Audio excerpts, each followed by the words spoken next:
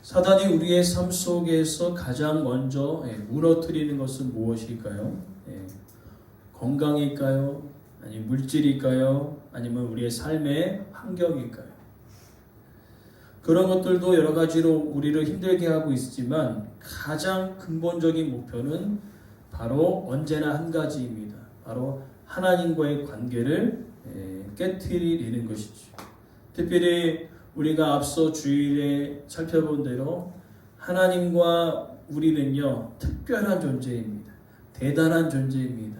하나님과 교제하고 하나님과 함께 거니는 그 에덴 동산의 그 기쁨, 그 관계의 기쁨 가운데 이 관계를 싫어하는 한 사람이 있었죠. 한 영이라고 할 수도 있겠죠. 그것은 바로 사단이었습니다. 이 사단은요, 이 하나님과의 관계를 무너뜨리는 상황 속에 아주 은밀하게 그리고 조용히 그 다음에 치밀하게 하나님과 관계를 조금씩 무너뜨리는 것이죠. 사이를 점점 벌리는 것입니다. 그러니까 단번에 관계를 깨트려 버린 것이 아니라 그러면 반드시 알거든요. 우리는요. 하나님과 우리 관계를 깨트리려고 하네.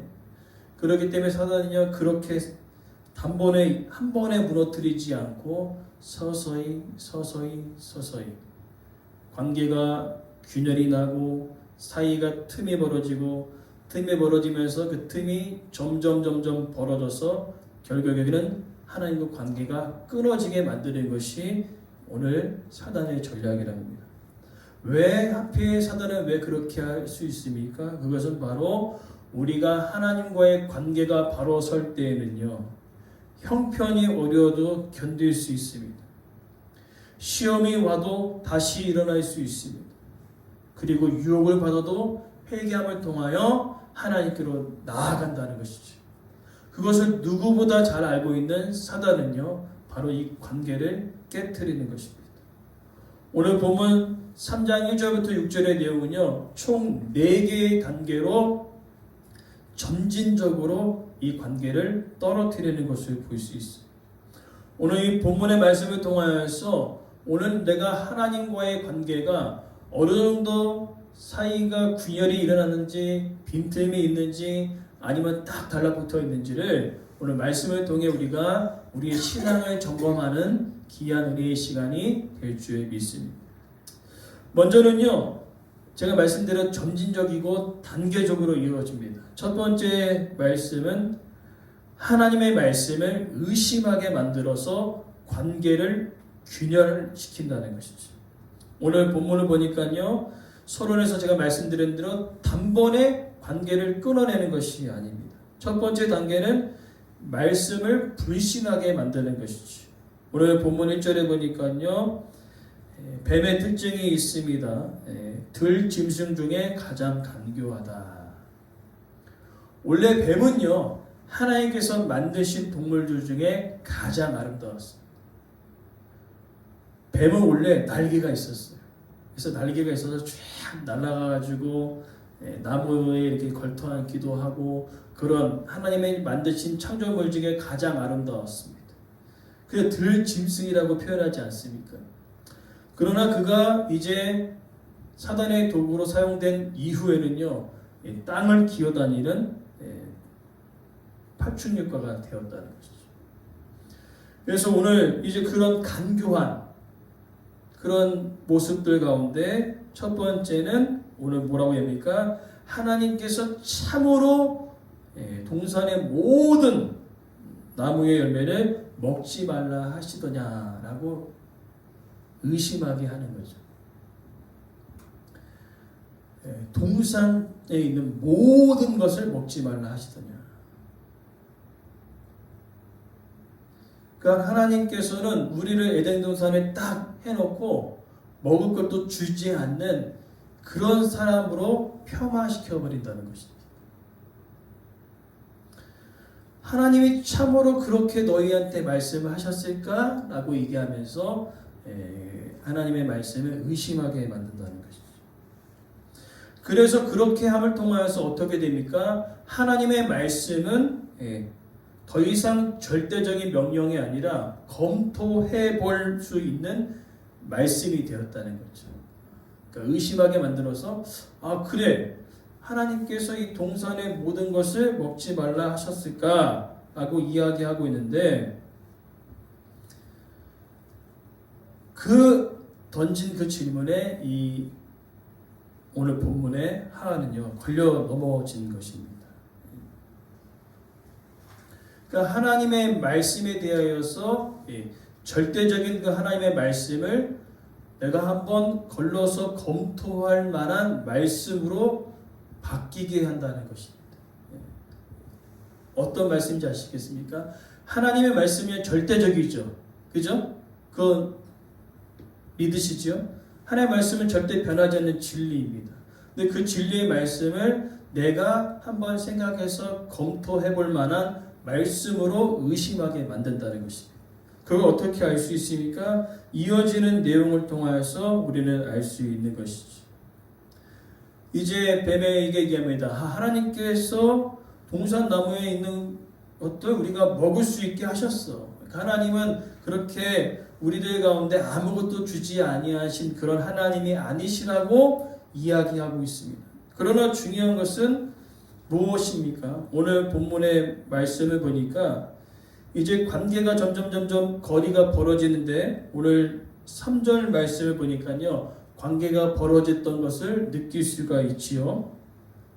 3절에 동산 중에 있는 나무 열매는 하나님의 말씀에 너희는 먹지도 말고 마시지도 말라. 너희가 죽을까 하노라.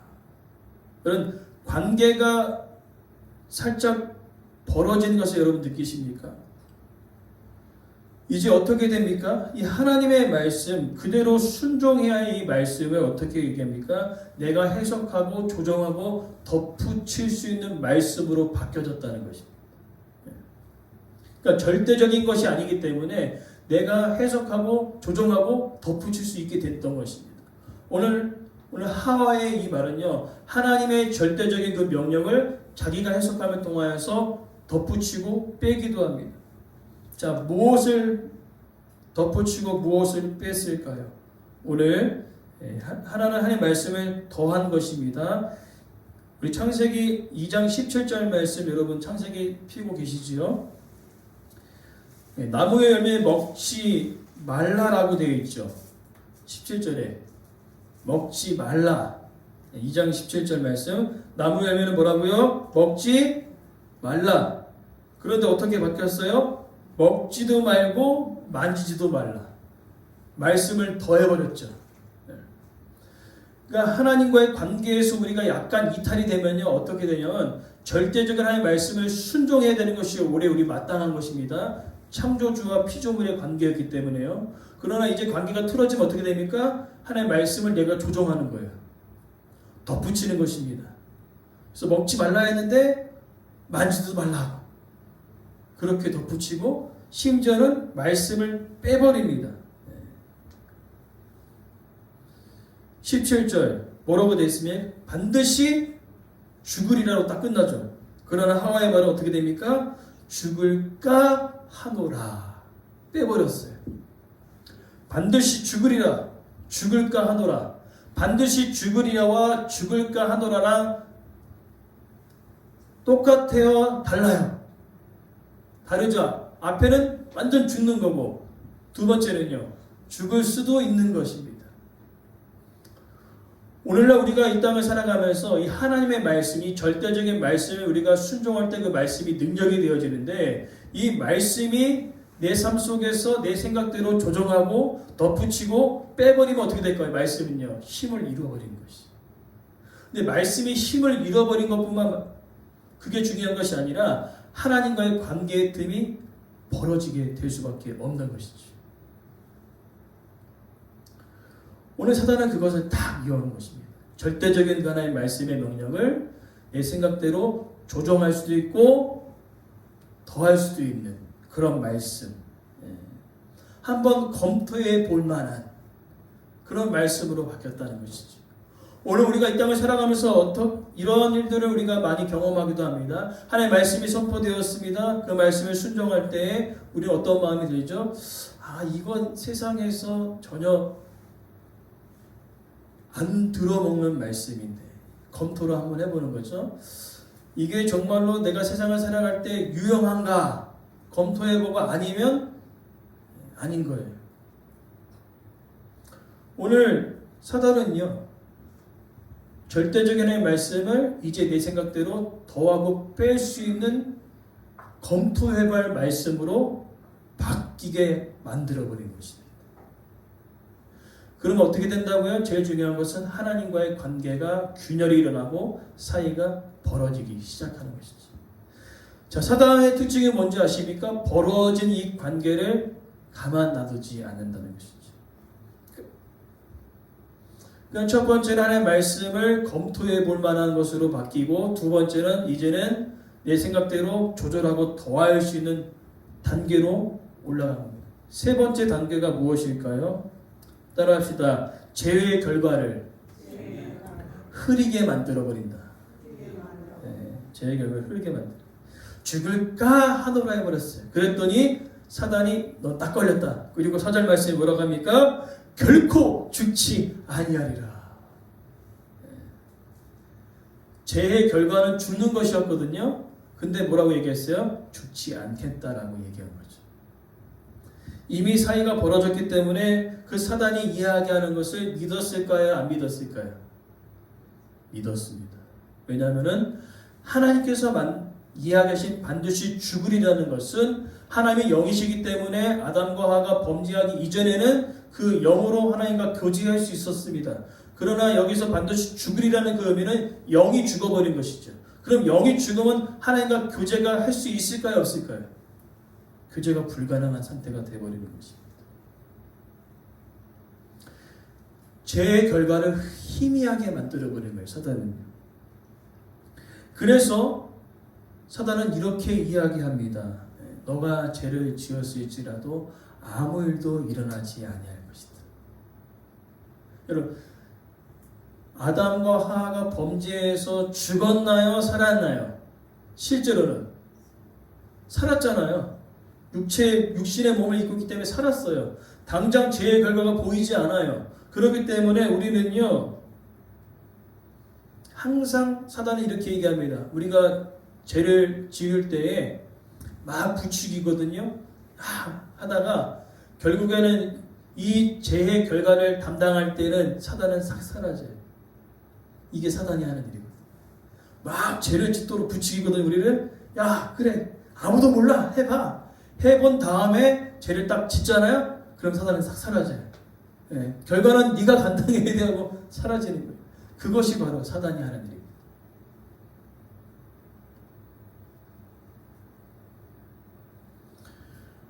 그리고 나서 이제는 더 나아가 5절부터 6절에는 이렇게 얘기하는 거죠. 하나님 없이도 괜찮다는 생각으로 인하여 관계를 완전히 끊어버린 것입니다. 그러니까 하나님 없이도 살 수 있다는 것을 심어주는 것이죠.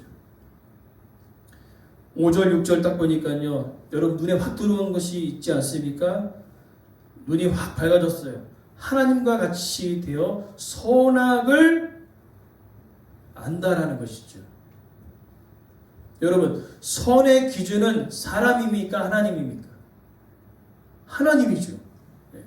하나님이 선이시고요. 하나님의 선의 기준이 되어야 되는데 이 선악의 기준을 누가 할 수 있다고 얘기하는 거야? 너가 할 수 있다고 얘기하는 거죠. 하나님과 같이 되기 위해서 활동했던 사람 중에 대표적인 사람이 사단이잖아요. 원래 천사의 무리로 함께 있다가 자기도 지위가 높아지기 위해 하나님과 같이 되려다가 어떻게 해요? 곤두박질 치지 않았습니까? 그래서 사단은요, 자기가 경험했던 것을 알고 있기 때문에 사람들로 하여금 하나님의 형상으로 만들어진 우리들에게 항상 하나님과 같이 될 수 있다라고 심어줘요. 하나님 없이도 잘 살 수 있다라고 이야기합니다.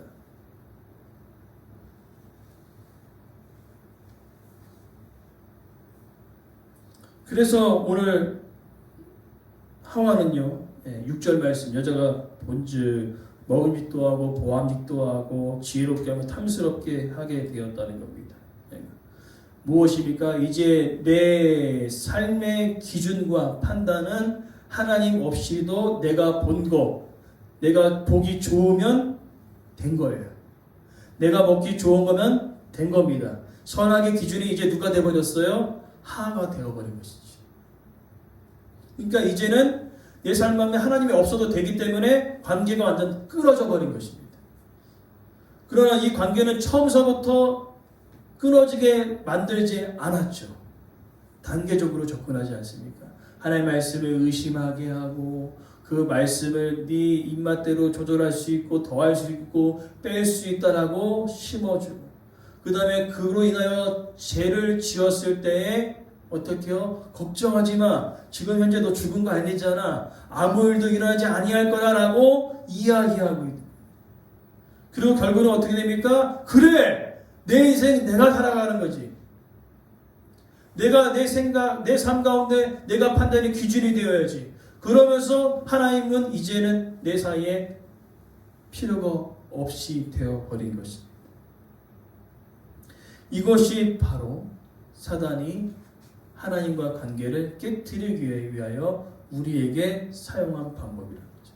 아담과 하와만 사용한 것이 아니라 오늘 우리들에게도 여전히 끊임없이 관계를 무너뜨리기 위해 찾아온다는 것입니다. 그러하기 때문에 우리는 오늘 말씀을 통하여서 중요한 결론을 얻을 수 있는 것입니다. 무엇입니까? 사단은요, 하나님을 정면으로 대적하지 않습니다.